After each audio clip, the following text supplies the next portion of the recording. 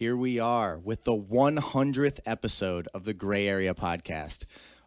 This is going to be an incredible episode, and it's one that I'm super excited for. I'm generally not someone in life that tries to put the spotlight on myself. I try to put the spotlight on people around me. I try to always find amazing stories, find amazing people, and I try to prop those things up. But after my 100th guest had to reschedule due to his wedding, shout out to Michael Chiesa. Congratulations, man, on getting married. And he wasn't able to come into the podcast studio. I started looking for options. I started saying, what do I do to make a memorable 100th episode of the Gray Area podcast? And it was actually from my friends. My friend said, dude, why don't you get in the chair, find somebody to interview you, and let's capture your story. And I said, you know what? A lot of the OGs know the story of SFS, but a lot of the modern people do not. That's a great idea. So I wanted to bring none other than my brother, Chris Klebba, into the studio. I'm a man that I've learned a lot from, mentor, gentleman that's in the martial arts world. He's kind of seen our rise from almost the beginning. I mean, you've been around since the Total Fitness Center, which was 9 years ago. So you've seen this journey over 9 years. So here's how we're going to start this podcast, man. I'm going to quickly shout out VetLife, our sponsor, and then I'm just going to turn the floor over to you where you're the host. Any questions you ask, I'll just try to answer to the fullest, and, we'll just enjoy the open dialogue together. And this one I might cut and clip and put together, or we might be able to freely just let the whole thing ride. But it's a different direction than my regular podcast, so I like that it's just going to be free-flowing. So right before we get into it, I want to shout out VetLife. VetLife is a 501c3 nonprofit company. It's a company of veterans for veterans. Every veteran faces difficulties when they transition from active duty back to civilian life, and VetLife is there to ease that transition. If you want to reach out to VetLife, you can do so through Instagram or Facebook, or check out their website at vetlifetoday.org. So let's get right into it, Chris. You are the host. I'm going to shut up for the first time ever, let you talk, and then, we'll just see where this thing goes. And I gave you a pen and paper. If you want to make any notes, I got one as well, and here we go, Beautiful, brother. Man. I'm honored to be here, man, and what a journey it's been. And, man, the reason James is one of my favorite people is we love to reflect. And, that's something people always admired in me is I learned it from my dad. I love to stop and look back at the journey with people you love to do it with that have been there intentional with you for that long. It just makes it so much more special to have those people that literally remember where you were and you don't have to explain it and you were there and you felt the energy. So I'm so excited to get back into some of these memories and some things beyond that, man. So I cannot wait. So, this question I'm hearing pop up a lot, and it's a powerful one, man. So to get right into it, do you have an earliest childhood memory? Ooh, earliest childhood memory. Give me a second on this one. Yes. Because I have a couple that stand out to me. I know it's hard to construct the timeline in your head a bit. But yeah, of like which came first. Yep. I can tell you what, believe it or not, I think the earliest childhood memory I have is a very bad one. But I'm going to explain it to you because it kind of shattered my worldview, and it shattered what I thought was real at a really young age, which in a weird way I think kind of shaped me to be the type of person that's able to question things, that's able to kind of make my own roadmap or kind of, I don't know, something happened to me at this period of time, and it changed me, and it made me very different than most people. Yep. So I'm going to tell you the whole story really fast. I have two cousins that were extremely near and dear to me growing up. One is Megan, one is Shane. And we were sitting down playing a Nintendo video game. You remember like the A-B button and of the course. analog? Yep. Yeah. So we were playing Nintendo. We were playing Mario. I mean, the OG game, right? We were sitting down playing Mario together. And so I was sitting in the middle. My cousin Megan was on my left, and my cousin Shane was on my right. And now I was always really good at mathematics as a child. So we started playing, and Shane went, and then obviously I would go, and then Megan would go. And then Megan said, that's not fair, because then next thing you know, the way she wanted it done was it would go back to the middle person, the other person. And so she goes, that's not fair. I want to sit in the middle. And the story's not going to make sense until it does. And I go, yeah, we can't do it that way. So we had just sat down to play. I said, we're going to have to go, the person on the right goes, then the middle, then the person on the left, and then the person on the left will go again, and then the middle, and then the right, and then the person on the right will go again, right? And that actually evens out the numbers, right? But to a child that doesn't comprehend mathematics, she's thinking like, that's not fair. Why do the people on the ends get to go twice and the person in the middle goes once. But she's not figuring out that, like, yeah, the left goes twice, but then the middle goes, the right goes twice, then the middle goes again. So it's 2, and it just evens itself out, right? And it's funny that this is such a pivotal moment in my life, but this story's going to come together. So she says, fine, I want to sit in the, I want to sit in the middle. So we started doing that way. We get into an argument again where she goes, it's not fair. You shouldn't be able to go twice in a row. And I tried to explain to her, like, no, you're in the middle. So you get to go after me and you get to go after Shane. You're the one that wanted the, we're getting the same amount of turns. And she got really angry as a child, and we got into an argument, and we're probably 6. I mean, we're young. And she stands up and she goes, you're stupid. And I remember going, no, like, I'm smart. I'm the one that can figure out an even amount of turns, and you can't. And she goes, well, you don't even know that your mom killed herself. And this memory was so profound to me because as a child, my parents and everybody who were probably just trying to look out for me, they always told me that my mom had gotten sick and passed away. That was the story I was given by my aunts, uncles, father, like everybody just told me your mom got sick and then she passed away. And when I was probably about, like maybe 6, no more than 7 years old, my cousin, who I loved very much, we were very close. You'll find a million pictures of me and Megan all growing up, looks me in the face as a child and goes, you don't even know your mom killed herself. And I remember it was like snapping out of a movie. Imagine like your entire life you lived believing in one story, right? Like you had a clear story in your mind. Yeah, I don't have a mom, but she had gotten sick. And as a little kid, you rationalize that. You're like, people get sick, people can die. That happened to my mom. So she had told me, your mom killed herself. And I remember it was like a very world-shattering thing because I'm like, no, like, you're a liar. Like, why would you say that? And I remember I went home to my dad and I was just so angry at Megan. Like, why in the world would she say that? And I went up to my dad and I was like, hey, Megan told me this.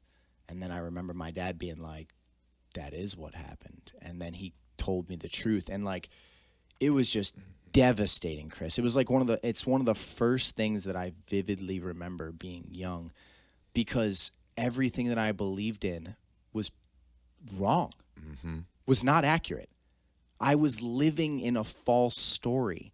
And I wanted to protect that story. Like when Megan told me that, I just kind of wanted to write it off. Like I got really angry. I just wanted to get out of that. But then I found out from my father that no, that is what happened. So it shaped me very differently as a young kid. I started kind of questioning a lot of things and needing to be able to verify what I know to be true. Like I stopped just taking information or advice from people just because like maybe they're a teacher or maybe they're further ahead of me in this thing or they have a certain title in society or they're older. Like their words lost value to me. I would still listen to them, but unless I could verify it to be accurate, it didn't mean much. You know what I mean? And like especially news or things on television, like it just kind of lost its control because I was like, man, like I can't trust anything. So that was an extremely defining moment for me as a child. And I think it was also a really important thing that allowed me to later in life be someone that can navigate really like wishy-washy situations. And I don't know if it's a trauma response, but I'm extremely good at like removing all emotions from things that I have to make a very logical decision on. And a lot of it, in my opinion, relates back to that first memory. Wow. I think it probably takes something that impactful to make that happen at such a young age, because I know as someone who's just turned 30, I'm just now experiencing things like marriage and death and parents and teachers that that are teaching kids and just now starting to have some of these things challenged. So to go through it at that young age and as someone who knows you, it explains so much of why you are the way you are and why you need what you need when it comes to so many things, man. And that's so powerful. In a weird way, I think it's why I ended up loving like mathematics and I ended up loving logic and reason and things. Because your shelter in some ways from that, I imagine, man. They could provably be real to me. Like if I knew how to solve an algorithm or I knew how an equation works, I could stand on the side of like, I can prove to you that this is right, that this is real. Yeah. And that's a weird thing for a child to be saying, but like, if I looked at it from a psychological standpoint, it was my like ability to prove that something was real or right. And I started to not really care at all about emotional things. I didn't really care about the way things felt. I didn't really care about the ways things appeared to be. All I started caring about, like, is this true? And this is a perfect lead in. This is going to tie into our story so amazingly because, like, even on the foundation of SFS, which I don't want to skip forward to, is like I wanted our colors to be black and white. I didn't Yeah. I didn't want shades of Yep. gray. I wanted what works. I didn't care about fanciness. I cared about how do we create the most efficient, provably real. Like, it kind of all ties together. And, yes. and I don't even think I made that connection until just sitting here at this Yeah. table. But let's continue. Yeah. So I do have a question. And it sounds like in that circumstance, some people, you kind of threw yourself into the logic side of it, the truth side of it. But I'm not hearing so much that you maybe stopped trusting people. So did you lose some trust for people, or did you keep that, or how did that affect your relationship with people? Shockingly, I still had the exact same love and like care for the people in my life, like Megan. Like, even Right. after I that feel happened, it, man. So that's incredible that you just didn't go that way with it. You just kind of threw yourself into the data of it, because I think when I looked back at it, I loved her leading up to that and after, but it was like she wasn't lying to me about the world. If anything, my cousin Megan, although during a fit of emotion, told me the truth of the world. Mm-hmm. She almost did me a justice. Yeah. I was growing up in an illusion. I was growing up in a false reality of the world. Yeah. My cousin Megan, although, like I said, during an anger fit, was like, boom, but she hit me with reality. Yes. And something about my brain, I love reality. I love things, knowing them the way they are. Like, most people love the narrative that their mind creates. Like if I'm married, that means all these other things, and that it doesn't really mean anything. It means the quality of your relationship. It means if the person loves you that's with you, they're going to stay with you, and if they don't, they're going to leave you. It doesn't matter if they're married to you or not. I love reality in things, and I do not care about the way that things feel or the way that you think they should be. I care about the way that they are. And as a young kid, after that moment, I still had the same love and appreciation for the people in my life, but I had an extreme disdain or a dislike of anything that wasn't real, that wasn't true. I kind of went on a campaign of like, I'm going to find out any illusions that I'm living in, and I have to work to shatter those. And if I can shatter those, I'll be a healthier person. Yes. You know what? And maybe it's a protection thing. Maybe it's so my world can't get shattered again. Right. So I'm not this guy living and believing in a story that someone goes, guess what? See that bubble?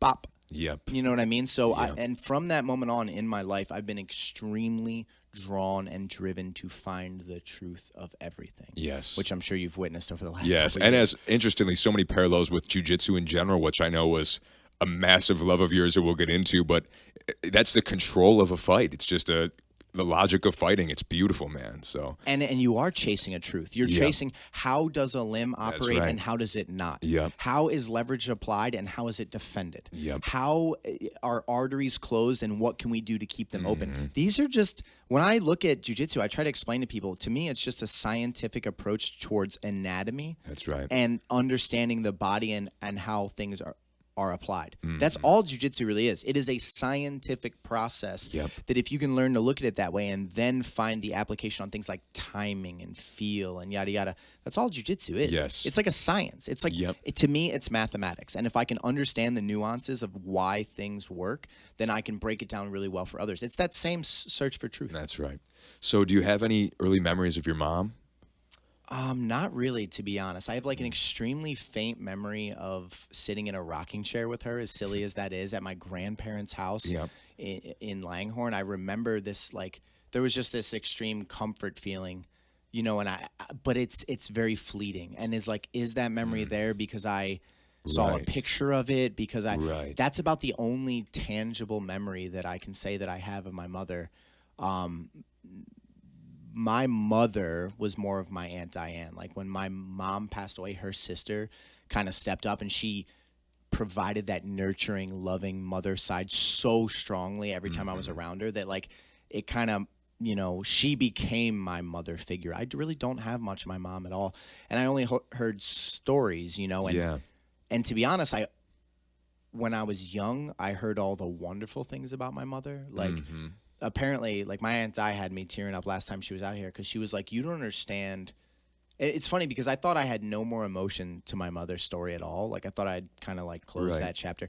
My Aunt Di actually kind of got me teared up last time she was here because she's like, I just want you to realize that like the way that you are, the way you're so passionate, the way you try to light flames in other people, the way that you're always trying to show people their potential and like hold a mirror for what life can be. She's like, that is who your mother was to the fullest. She's like, your mother went around trying to elevate the people around her in her life and trying. My Aunt I said, she's like, listen, literally, the reason I have the career that I have and the reason I've been successful the way I have, my Aunt I's like VP of a company she does extremely well. I think over 200 grand a year, manages a ton of international employees. She's done extremely well. She's like, your mother is the reason I was there. She like came up, got me when I was down at my lowest and was like, get up, like we are going into school, you're going to apply, you're going to do. So I don't know why it hit me so hard because it was just kind of like, I've always had this spirit from when I was little to like make the world a better place. And I have no idea why. Like I can't really pinpoint why do I have this overwhelming drive to try to make people's lives around me better? Yeah. But I do. And for her to say like, man, that was the spirit that your mom brought was like really powerful thing.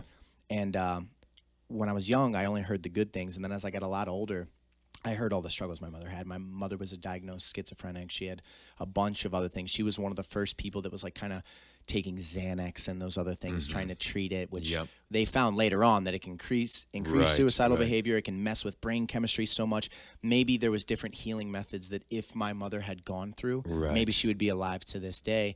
But, you know, especially like psych ward treatment and stuff of people back in the day was kind of horrific. Right. You know, so she kind of experienced all that until she had enough. Yeah.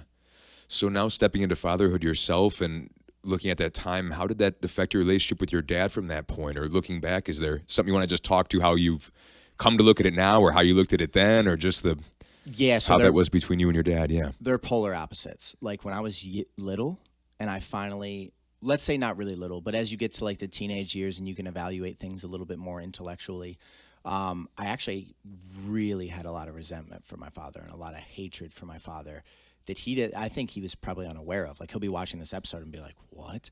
But I carried so much resentment and anger towards him because my dad growing up was my superhero, dude. Like I looked at the way that you look at your father is the exact same way I looked at my father. Like to me, he was like a superhero. Like he would help other people. He had a lot of great qualities that I could see. My brain kind of wrote off the bad qualities. He had a little bit of a temper. I watched him beat some people up, and but I looked at him as like a hero figure, right? So like every young boy that has that, like you want to grow up to be your father. Well, then as a young kid that can't understand like relationship trouble and things like that, knowing that my father had cheated on my mother with my stepmom now. And then it kind of put my mom, who was already probably on edge, into a spiral down even further. As a young kid, that turns into anger, resentment, like, why did you do this, yada, yada, yada. And it kind of led me down a little bit of a dark path because, okay, so I had illusions shattered as a young child.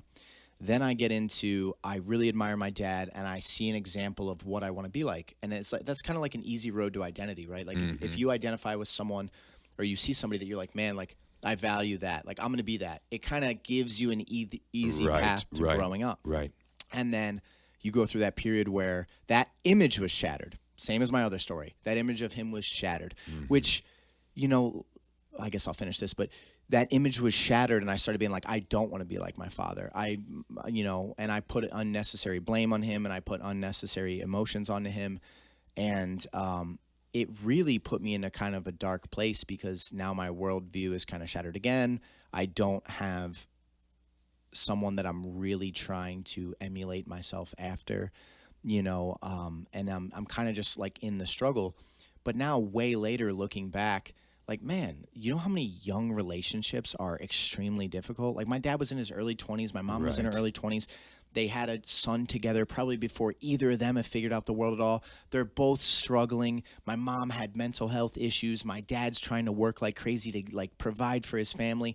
that is an incredibly difficult, complex situation that I didn't understand 1% of what was going on in their lives. And as an older man now that has had relationships that have failed that I wanted to work, and that just has such a more clear perspective, I look back and I have so much forgiveness for my dad. And it's like, could things have been different? Maybe, but like a lot of the times you don't realize like broken people make decisions that aren't for the best, but like they're both trying to be on the come up.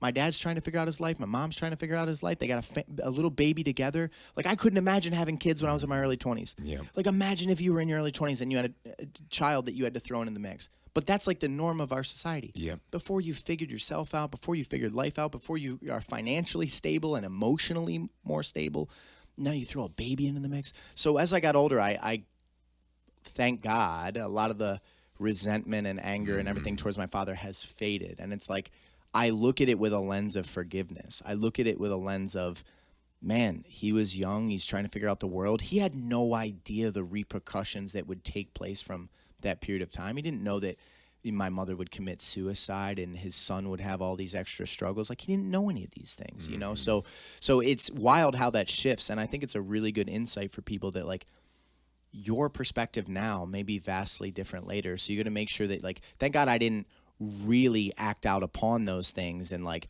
actively destroy the relationship with my father and make sure that I put all the guilt possible onto him, which would have torn him to pieces. Cause like, regardless of what happened between him and my mom and everything, my dad did love me extremely much as a child. He was the best father that he could have possibly been with all the things that he was going through at his life. Like I remember my dad worked endlessly to make sure that like we had a decent home, we had a great Christmas, we felt loved. Like my dad did all those things. So for all the resentment that will want to take you off course, I remember, looking back now, I'm like, I was very fortunate. Yeah. There's no question the one thing that'll make you stop judging forever is, if you live long enough, you'll either do everything you've judged someone for or see how you could rationalize everything you've ever judged.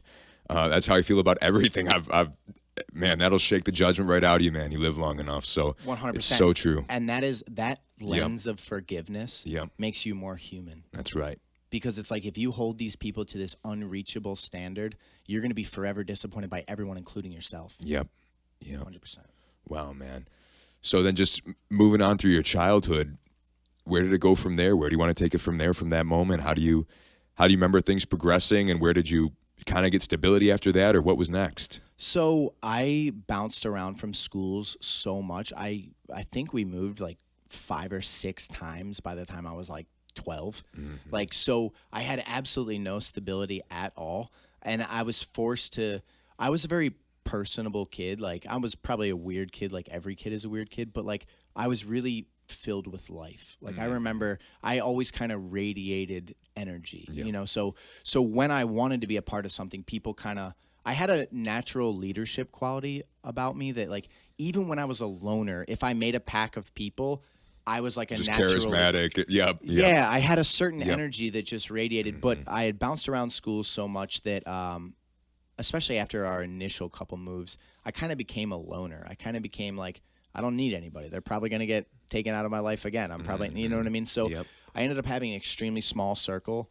And I remember sports was like a really big thing to me. Like I was a huge football fan. I was a Dallas Cowboys fan because of my Uncle Martin. He was a good influence in my life. So sports, kind of took hold of me in the 90s, which I feel like they did to a lot of young men. Like a lot of young men wanted to grow up to be professional sports players, and so a big part of my identity is like I tried to play football, I played hockey, I tried to be really active. I played soccer constantly with my aunts and uncles, especially and Uncle Martin, but hockey was the thing that really kind of stuck for me. I ended up playing for, I don't know, like 7-8 years, and being a part of a team or, being good at something builds you a little bit. You know what I mean? And as a kid, I was like very naturally athletic. Yes. So I was able to be good at the sports that I would play or in any physical activity or things like that. Like looking back, I wish I would have wrestled. I wish I would have done a bunch of other things. But like I had natural athletic ability and I was always very intelligent. So even while being a loner and like not having a lot of friends growing up and like kind of bouncing all around. And like, I remember being really frustrated with that. I had still a strong sense of self-confidence, which I think was really pivotal, because a lot of kids in my same situations, like, if they didn't have the intelligence or they didn't have the athletic ability, like, man, it would have been a dark place. Yeah. But I always kind of knew I stood out mentally, and not really, honestly, to be, athletically, I didn't stand out that much. I was just athletic, but I wasn't like gifted. But I remember intelligently, I was very gifted. Like, I'll tell you a really funny story with that. So I think it was like, I don't know, first or second grade. Basically, the teacher at the front of the room would quickly show up a card with multiplication on it. It'd be like 9 times 7 is 63. And so what you did is you had to stand next to a person's, whoever was up would be standing next to the kids that are sitting down in the classroom. And as soon as the teacher showed the card, first one to say the answer moves to the next desk. So like if I get it wrong, I have to sit in their chair, and then they get up, and the goal is to kind of go through the room. They made me sit down because I literally had gone through the entire classroom beating everyone multiple times. I was just very, very quick-witted. I was very intelligent. I scored super high on my tests. I was like, a straight A student until life started beating me around a little bit, like that identity, a little bit of depression. But even during my worst student times, I would like ace tests. I'd get like 100% on the super difficult test that everybody struggled with, but I would do like 2% homework. Yep. So I think luckily for me, as a young man, I had being athletic.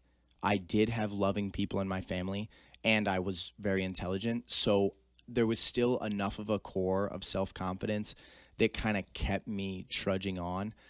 It wasn't until my late teens, which I'm sure we're going to get to, where I went into a like extremely dark depression that I almost took my own life.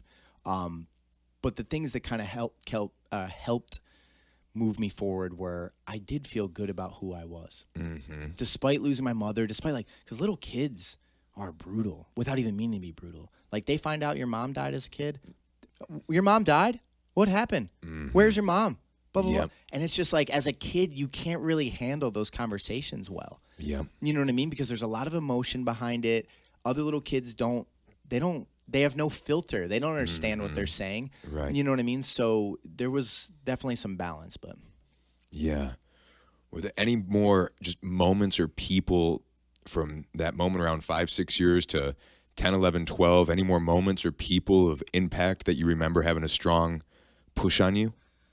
Yeah, I mean, it was definitely my Aunt Diane. She's the person I got to shout out the most, because like she poured so much love and so much nurturing into me as a young child, and so many quotes and stuff that I used to make fun of her for. But like when I would go to, so I would be with my parents during the week, and I would go to my aunt's house from like Friday, Saturday, Sunday, every weekend I possibly could. And my aunt was so engaged with me. It was crazy. She would sit down and write out, like math formulas on a piece of paper and quiz me on them. And if I got them all right, she'd give me some money to walk to the quarter store to buy myself like a snack or something. And like, and she would always just like life lessons. My Uncle Martin and me would be out back playing football like every day. Like every day I was over there, at some point in the day, we're going outside to play. Like they were so active with me. They weren't disengaged, role models. They were like involved in my life, which it's being grown up now. Like I try to give my best energy I can to young kids, but it takes a lot. You have to put what you want to do on the back burner